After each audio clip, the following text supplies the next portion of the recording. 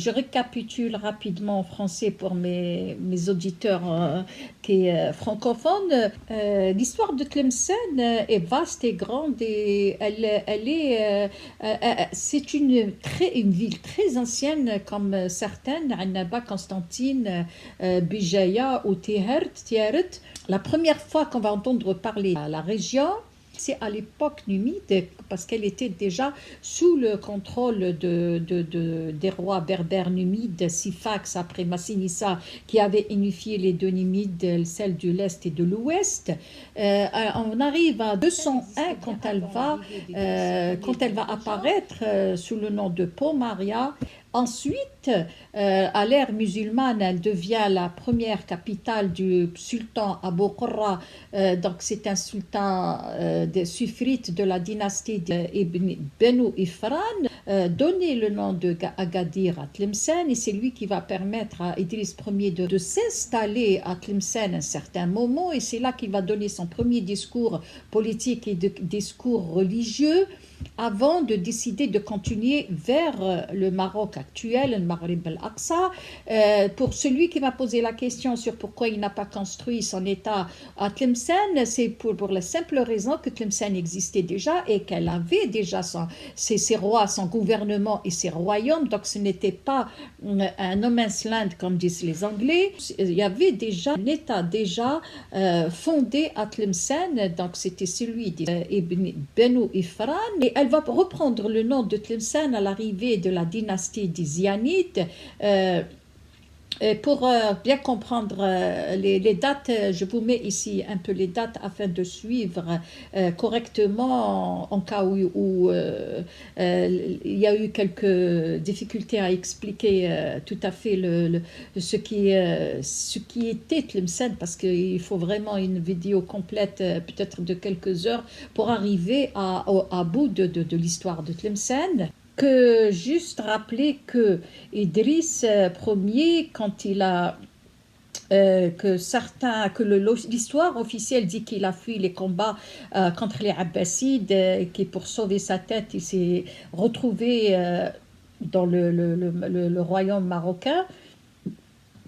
Et il a pu construire son État, et en même temps c'est lui qui a construit Tlemcen, alors que c'est faux. Tlemcen existe à l'époque romaine, c'était une première construction de première caserne militaire romaine dans la région, et la ville, l'ancienne ville a pris le nom de Pomaria par rapport aux pommes, donc au verger de pommes qui se trouvait dans la région de Tlemcen. Et Tlemcen, c'est un nom que, d'après Ibn Khaldoun et certains historiens, c'est un nom berbère qui veut dire terre et mer. Donc, il est constitué de deux mots. Et aussi, on arrive à la conquête musulmane dans l'Afrique du Nord, où l'apparition de plusieurs royaumes dans la région de Maghreb al-Awsat et l'Algérie. Donc, il y a eu beaucoup de royaumes. On sait que les Banu Ifran et les Maghrawa se sont installés, où ils étaient dans la région de l'ouest, donc de Tlemcen, et ce sont deux tribus de Maghreb al-Awsat de l'Algérie.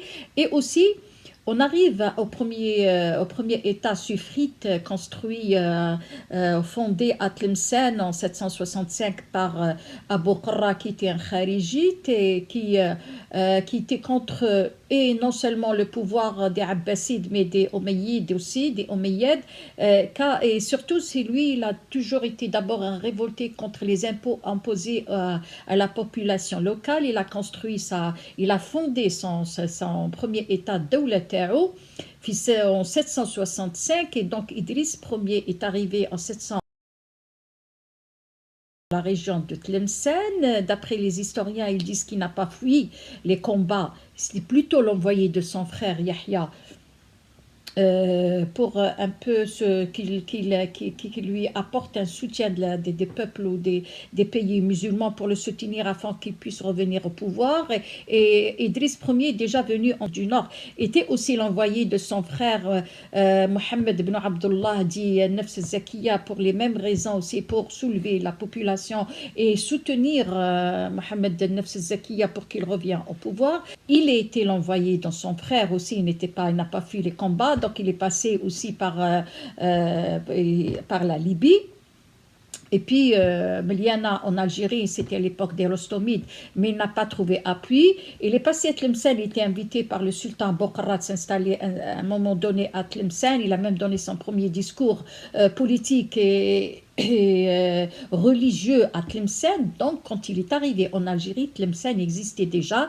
Il s'est installé à Tlemcen un petit moment avant de continuer vers le Maroc et le Maghreb al-Aqsa et édifier son État. Et ça, c'est une autre histoire. Donc, si on voit un petit peu le fil de l'histoire chronologiquement, Tlemcen existait depuis 201, c'est une ville à l'époque des Romains, puis à l'époque des conquêtes musulmanes, les Sifrites, donc Abou Qurra lui avait donné le nom d'Agadir, mais elle va reprendre son ancien nom de Tlemcen à la venue des Zianides. Donc on voit très bien que Tlemcen existait avant l'arrivée d'Idriss Ier en Afrique du Nord, en Algérie, et avant qu'il passe du côté de El Maghreb al-Aqsa. J'espère avoir répondu aux deux questions qui m'ont été posées donc, sur ça. Est-ce que Idriss Ier a construit ou fondé Tlemcen? La réponse est non, bien sûr. Et la deuxième, pourquoi il n'a pas construit son État à Tlemcen ou en Algérie? C'est parce que tout simplement, quand il est arrivé, il y avait déjà des royaumes en Algérie, il y avait des États en Algérie, il y avait des sultans, il y avait des dirigeants, il y avait un peuple, il y avait des villes, il y avait tout ce qu'il faut c'est-à-dire les circonstances ne lui permettaient pas de s'installer. Et c'est pour ça qu'il est passé du côté de Maghreb al-Aqsa. Là, il a trouvé l'opportunité, puisqu'il a été porté par la tribu des Awarba. La tribu des Awarba, c'est une tribu qui est originaire des Aurès, donc de la famille des Branes, et qui l'ont porté au pouvoir et qui lui ont permis de construire son État, bien que les